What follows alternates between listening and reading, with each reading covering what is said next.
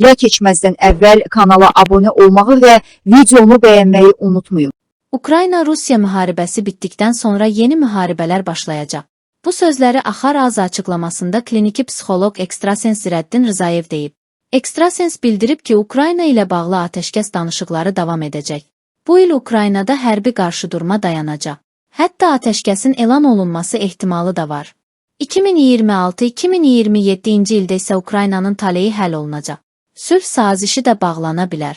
Bundan əlavə deyim ki, İran hazırda birbaşa Amerika və İsrailin marağında olan ən ciddi düşmən dövlətdir. 2026-cı ildə ola bilsin ki, orada da gərginliklər artsın. Ancaq bunun böyük savaşa yol açağı qənaətində deyiləm. Zirəddin Rzayev əlavə edib ki, bu müharibə bitdikdən sonra postsovet məkanlarında yeni müharibə başlayacaq. Bəli, 2028 və 2029-cu illərdə yeni böyük savaş başlayacaq. Bu savaş yenə də Amerika və Avropa ölkələrinin marağı ilə meydana çıxacaq. Bu savaşlar Rusiya ilə olmasa da birbaşa Rusiyanın maraqlarına zidd olacaq. O səbəbdən də Rusiya da həmin savaşlarda iştirak edəcək. Qərbin yeni savaş planları Qazaxıstan, Moldova, Polşa, Ermənistan və digər bu kimi Rusiya ilə qonşu ölkələrlə bağlıdır. Ancaq bu ölkələr içərisində Qazaxıstan və Polşada daha çox savaş olma ehtimalı var. Qərbin başlatdığı savaş qığılcımlarının şərqdən Qafqaza doğru hərəkət etdiyi görürəm.